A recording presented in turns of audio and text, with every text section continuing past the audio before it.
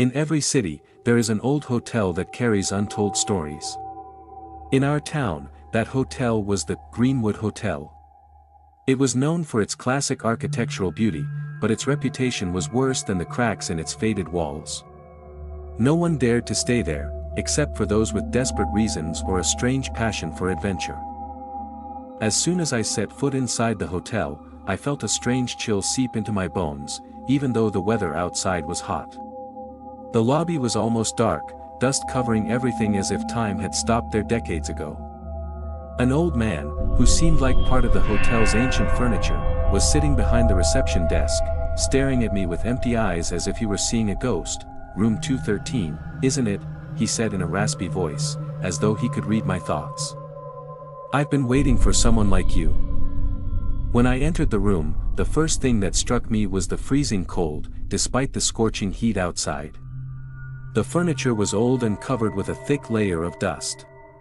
There was nothing unusual, except for a massive mirror fixed on the wall opposite the bed. It looked very old, its wooden carved frame bearing the marks of time.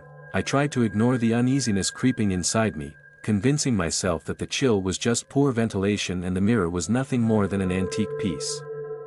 I placed my bag down and began to explore the room. Nothing seemed out of the ordinary, just an abandoned hotel room. Yet, my eyes kept returning to the mirror.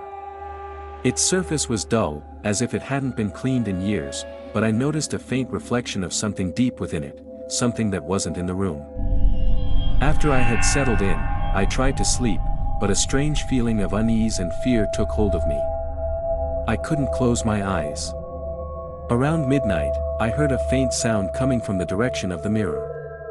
It was like a whisper, though I couldn't understand the words. Slowly, I rose from the bed and approached the mirror. With every step, the whisper grew clearer, as if it were speaking directly to me. When I finally stood before the mirror, my reflection was gone. Instead, I saw the image of a pale woman. Her eyes were sunken, and her long hair partially covered her face. She wore an old, torn white dress, and her hands were pressed against the glass as if she were trying to escape. The closer I came, the colder it grew. I stopped about a meter away from the mirror and fixed my gaze on my reflection. Suddenly, the features of my face in the reflection began to change.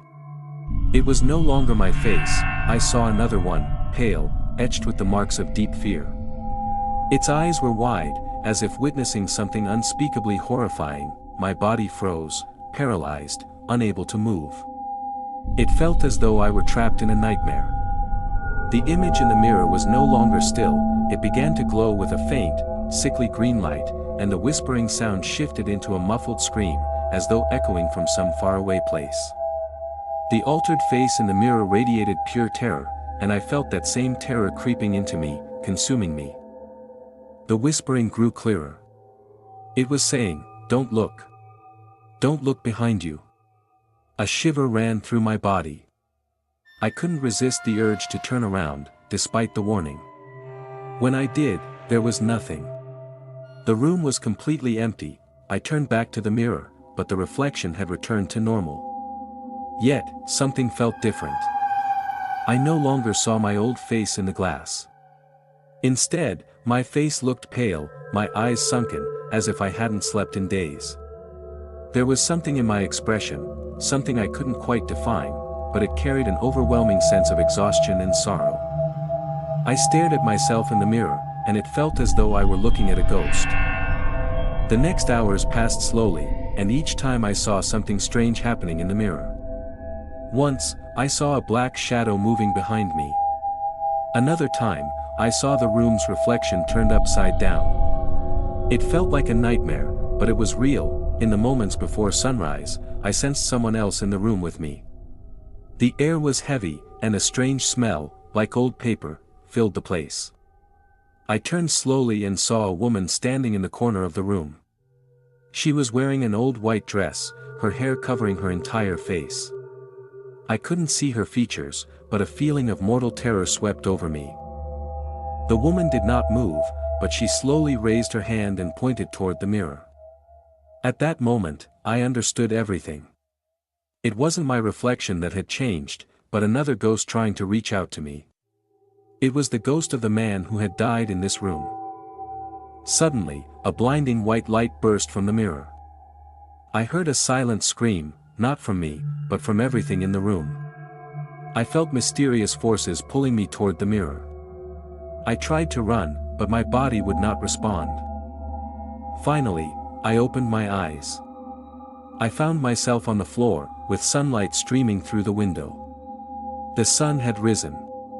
The room was completely normal. No ghosts, no whispers, no strange mirror. I got up quickly, gathered my things, and left the hotel without saying a single word. Since that night, I no longer believe in coincidence. I still see the pale man's face in my dreams, and the whispering voice still echoes in my ear. I do not know who the woman was, or why she was there. But I know that room number 213 is not just a room in an old hotel. It is a gateway to another world, a world no one should dare to enter.